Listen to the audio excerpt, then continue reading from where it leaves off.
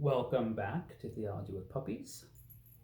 Again, remember, if you like this material, like, share, and subscribe.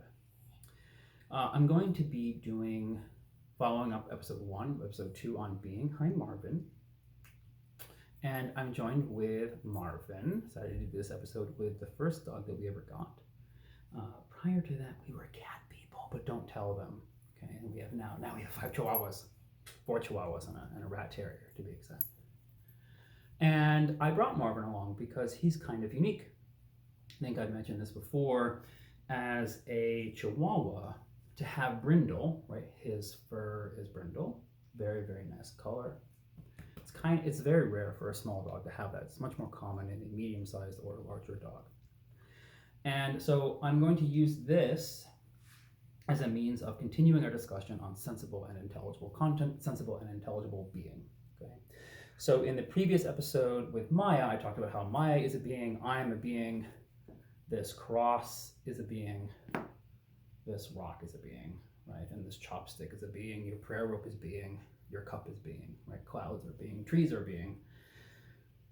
So how do we distinguish being from being, right? If we wanted to distinguish Marvin from me, we would talk about how Marvin's a dog and I'm a human, right? Good boy. If we want to distinguish how Marvin is different from other dogs, we would talk about species or genus or color or type, right?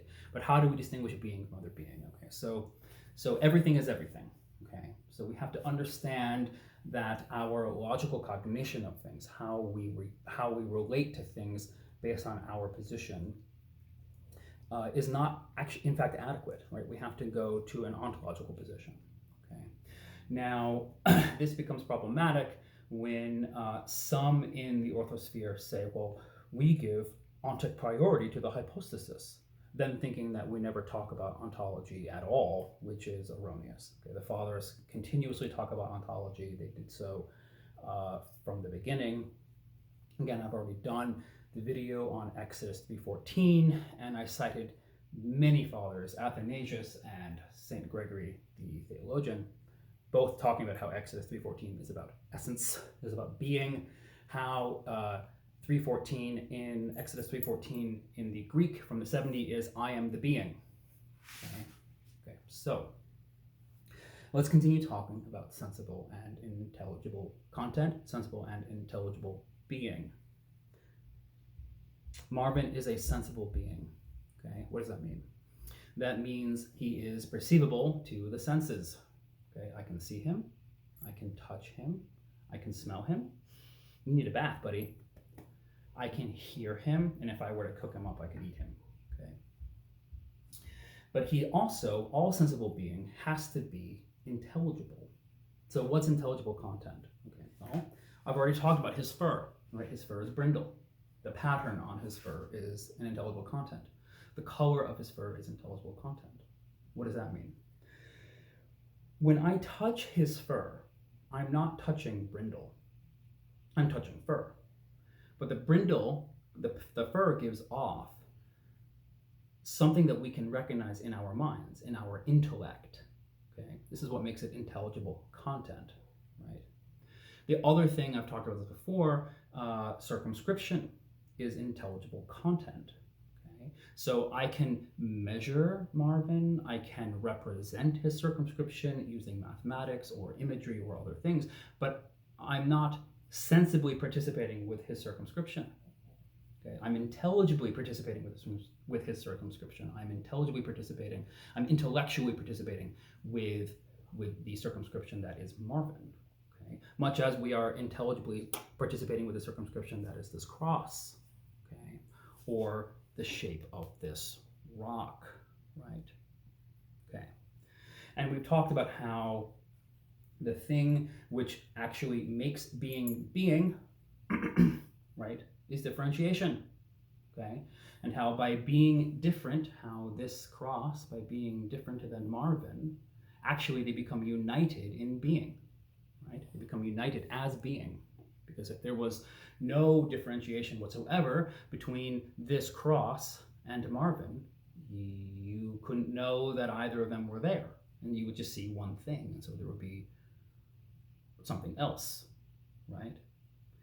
And this touches on the issue of what it is that we're actually participating with. And on the cast and throughout this video series, I've talked about how the content of thought is being. Okay, when we think of something, we are thinking of being. We are thinking of a real thing, a real object, a real sensible object. Or in the case of like an angel, we are thinking of a real intelligible being. Okay, so being can be intelligible. The angels are noetic beings. They are intelligible being. They have no sensible component, okay? And this is why we can only represent them using imagery, using symbol, such as from Elijah, right, with the cherubim having 4 heads of different animals. Those are not the actual heads of those angels. That's just a symbolic representation because we can only intellect. They have no sensible content, right? But any sensible being must have intelligible content in order to be at all, okay? So you have to be able to intellect something about Marvin that is not sensible in order to even know that he is there, okay? And so we are participating with real being, right? If I think about Marvin, what am I thinking about? What am I thinking about, right? If I'm thinking about this cross, what am I thinking about? If I think about this rock, what am I thinking about? The thing, okay? So this leads to many confuse the idea of transcendentalism with just intelligibility, okay? They think that intelligible content means that it's transcendental. This is not true. Okay? Intelligible content of sensible being requires sensible being for its existence. Okay? There's no such thing as brindle. There are pets, there are dogs and other animals that are brindle. So the brindle exists in the sensible being. Okay? Much like this cross, the shape of this cross exists as this cross. Okay? Does that make sense? So again, there are others who say that it's a transcendental argument to the fact that we can convey ideas to each other. This is also not true, okay? Because my idea of this cross is this cross. It has to be. Otherwise, what are you thinking about? If it's some image, then you're not participating with being. And so the fact that you can think of this cross and I can think of this cross and have the same idea, right? Think of the Greek idea in our minds, and then we can talk about that idea, means that we are actually participating with real being. This is real, okay? And I've talked about this before. If we don't participate with real being, but we are only participating with an image, then we are left with nothingness. We are left with nihilism, okay? If this cross, in order for us to participate with this cross, means this cross has to project an image of itself, and then we project our intellect, and then they meet somewhere in the middle. How do you know this exists? Right? How would you even know? So if you liken it to a projector projecting onto the screen, well, the reason this analogy does not work is you see the projector. Does that make sense? Right, so you see the projector and the image, and then you know that the image comes from the projector. But if you're saying that this is an image, well, how do you know what it's coming from if you're not participating with real being? The other thing is, if you're only ever participating with an image, you're left with reductio ad absurdum, which again gets conflated with transcendental argumentation, but that's not true. Okay, mere reduction to absurdity is not a transcendental argument.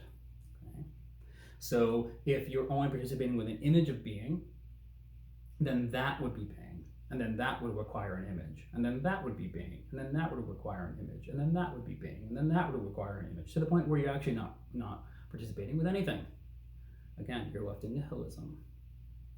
So the way that we understand that we are participating with being is that if we're not, nothing matters, including this conversation, including the Bible, including God, and including any kind of transcendental argument.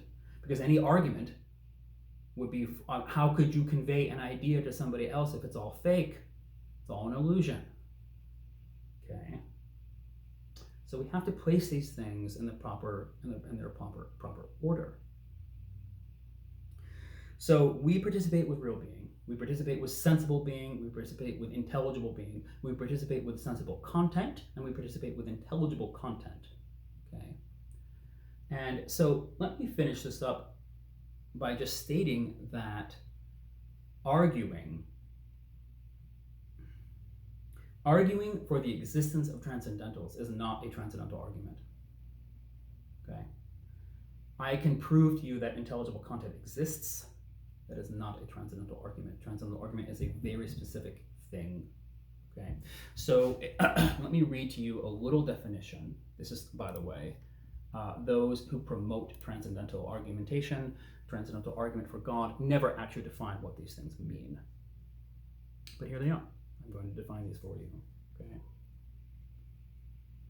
Okay. So this is about Kant, okay, because Kant is where the transcendental argument for God comes from, because he accepted Hume's anti-natural theology. He presupps it into is saying that he yields to it, but Hume is absolutely incorrect. Again, because we deal with real being, right? So in more recent philosophy, a transcendental argument is any argument which argues for one thing on the grounds that it is a necessary condition for something else. Such a conceptuality is derivative of the Kantian understanding of transcendental cognition. Okay. Earlier on this page, we have under Gnoseology, Kant's doctrine of transcendental idealism, through an analysis of the conditions of possibility of our cognition of objects, denied the possibility of transcendent cognition. The transcendental notions are in fact generated by the mind spontaneously and a priori. As such, Kant denied the possibility of ontology. You see, actually, there are a lot of Orthodox who also do this. Again, and they defend it by saying, well, the hypostasis has ontic priority, as though that means we no longer talk about ontology at all. I digress, I'll continue. Kant denied the possibility of ontology and replaced it with his transcendental analytic, which formed an inventory of all the notions generated spontaneously and a priori by the mind. Again, because Kant denies that we actually participate with real being. Okay? So if, he is using what Kant is doing, and what I fear these modern Orthodox people are doing when they're coming to Orthodoxy and they're coming from Reformed camps. They have come from those camps, right? And they come to Orthodoxy, and then they bring their Vantillism with them. They bring their Kantian transcendental argumentation with them. They deny that we participate with real being. They deny the ontological argument. They are rooted in logical judgment and logical cognition, right? And they are left in nihilism. And so they grasp on to the Kantian analytic, they grasp on to the Kantian argumentation as a means to cope with the fact that they honestly and genuinely believe that nothing is real. It's extremely problematic. In my next video, I'm going to look at RJ Rushdoony's book, The One and the Many. Now, he was a prominent Reformed thinker back in the 50s in America. And his book, The One and the Many, is a hot mess. It is a hot mess, but it's full of this, actually. It is full of this kind of thinking. You don't really participate with being. You don't really participate with things. It's all just an illusion. But I don't want this to sound hard, but that seems blasphemous to me. Right? God provided all of nature for us to participate with, and then there's, men are going to come along and create a tradition that says that it's all fake, that it's not real. So we have to be very, very careful.